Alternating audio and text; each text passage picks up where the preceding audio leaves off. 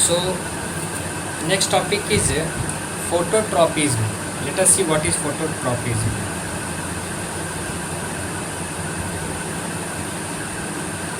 The response of the plant to the light is known as phototropism.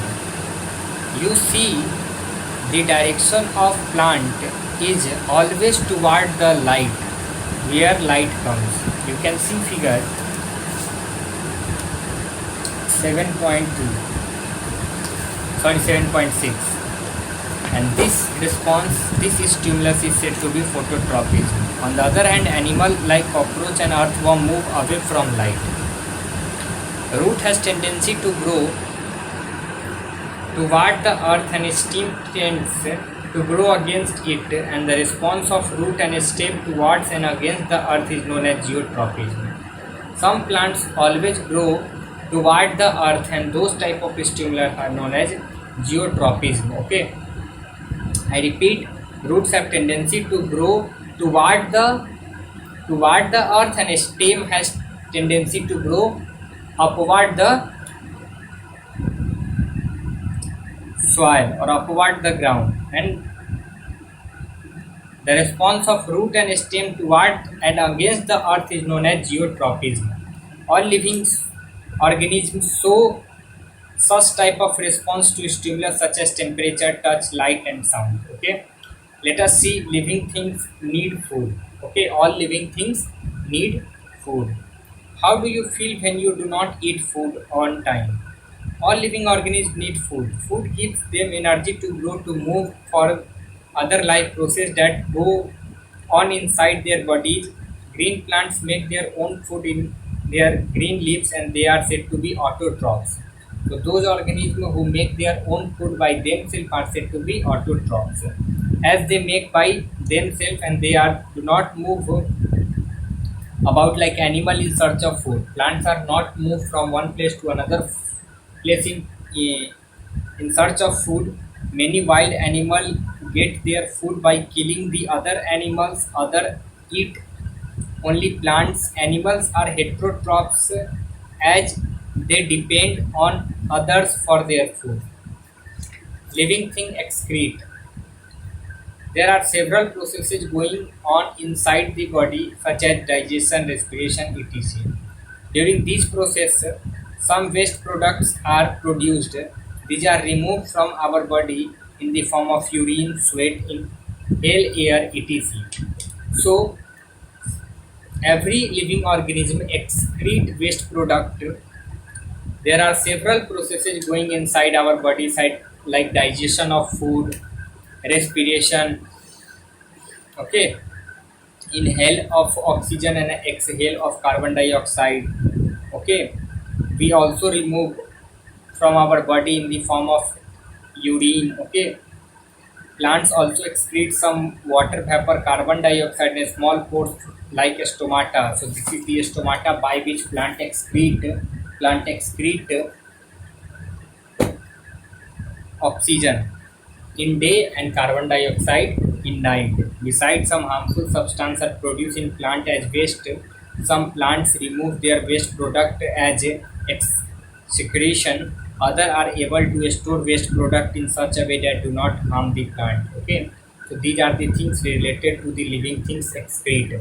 I want to repeat all the characteristics till right now what we studied. First characteristic, several living organisms move. Second, all living things are made up of cell. Third, living things grow. Fourth, living things have a definite lifespan. Living things reproduce. Living things respond to stimulus. Okay. Living things need food, and living things excrete. Okay, let us talk about living things respire. Take a deep breath. The air you breathe in passes in your lungs, and here the oxygen in the air is absorbed and used by the body. When you breathe out, the carbon dioxide is expelled from your body along the unused air, and this process is known as respiration. So taking in oxygen taking out carbon dioxide, and the process of taking in and taking out of air, okay, is known as respiration. Breathing in and out is a part of respiration, okay, and respiration is a process by which we take in and take out air, okay, and also we get energy by this process which is respiration.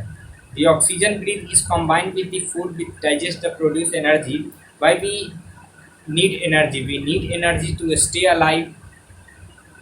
The movement of our arms and legs, are blinking of eyes, and the beating of our heart, these all uses energy.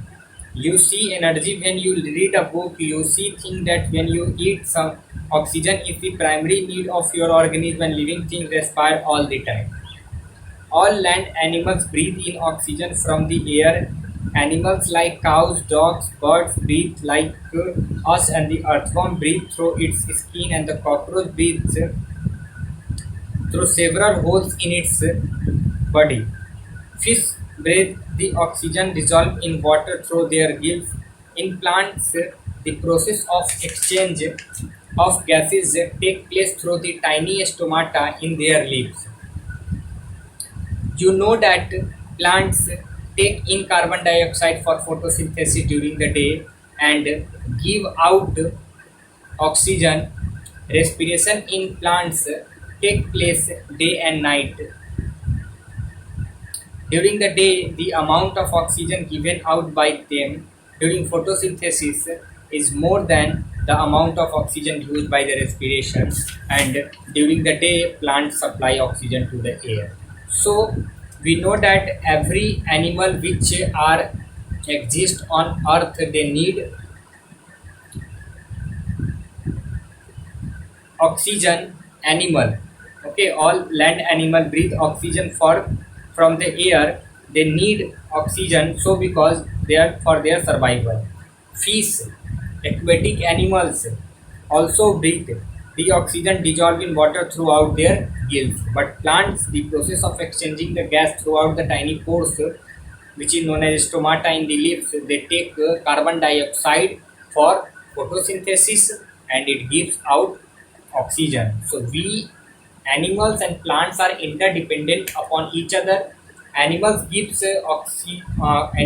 carbon dioxide to plants, and plants give oxygen to animals. So both are interdependent on each other for their survival, okay, on the basis of respiration.